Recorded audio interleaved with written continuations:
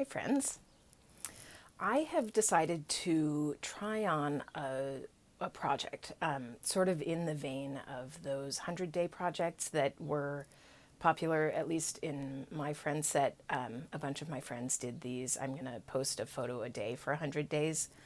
I'm not much of a photographer, but I am, as you know, sort of learning how to make videos, and I want to get better at it. And in particular, what I've been noticing is that I have a real urge towards trying to make my videos perfect, and like it, I feel it sort of making me stiff on camera, and sort of getting like tongue tied and awkward. Where if I were just talking to a friend, it would feel more normal and natural. Um, so I want to just like give myself a good way to make lots of videos. So I sort of get into the flow of it on a regular basis. So I am going to read a poem or two on video and post it every day for 30 days. I'm not going to start with 100 days because that feels like a really big bite. And one of the things that I've been learning about myself in the last few months is that I don't respond well to the wrong kind of pressure. So if I can find the right way to like motivate and incentivize myself, then it works really well. But if I do it in the wrong way, I get this like real strong internal resistance, which actually, I think that going back to like my first grade teacher would probably recognize that kind of resistance. I remember my mom reporting after a parent teacher conference when I was in first grade, something to the effect of, well, you know, Rose is really smart and she's capable of a lot of work, but I really can't get her to do anything that she doesn't want to do. And my mom at the time was like, yeah, tell me about it. And of course now, interestingly, I have the same experience with myself, that if I don't do it right, then I also can't get myself to do things, even things that I want to do, if they're also things that I don't want to do, right? Like when there's sort of a conflict between the different parts of myself. Anyway, so that's the background. So I want to post a poem a day for 30 days.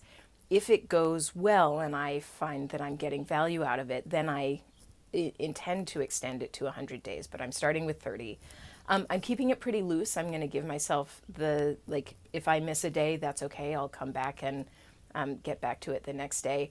And I think it's going to be fun because I love poetry and poems, and I'm excited to share poetry and poems with you all.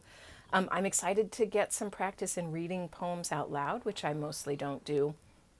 And I bet that I am going to get to discover some new poems to me in the course of this project.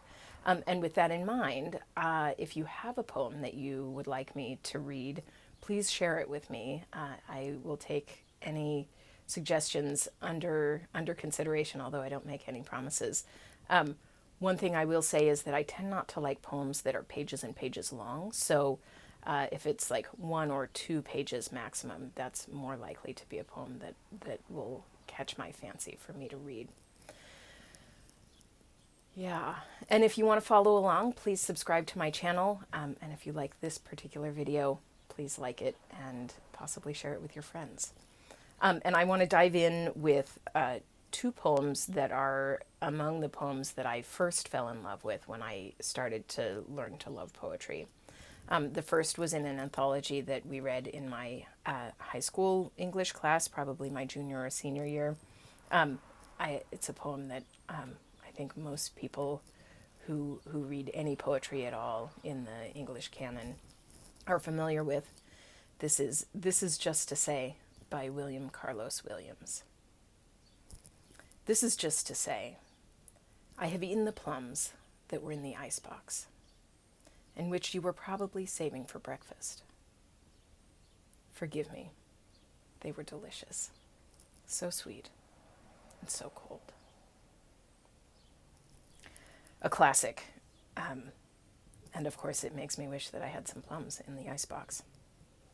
And the next one, I think, is also reasonably familiar. This is Wild Geese by Mary Oliver. You do not have to be good. You do not have to walk on your knees for 100 miles through the desert repenting. You only have to let the soft animal of your body love what it loves. Tell me about despair, yours, and I will tell you mine. Meanwhile, the world goes on. Meanwhile, the sun and the clear pebbles of the rain are moving across the landscapes, over the prairies and the deep trees, the mountains and the rivers. Meanwhile, the wild geese, high in the clean blue air, are heading home again.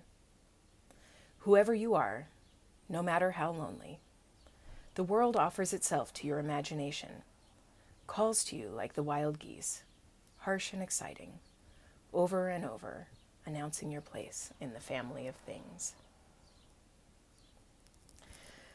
That poem is one that I know has really landed for a lot of people at just the moment that they needed to hear it.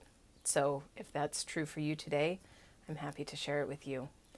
And I hope you find that it's a day of lots of beauty and the opportunity to connect with the natural world. Thanks for joining me. See you tomorrow.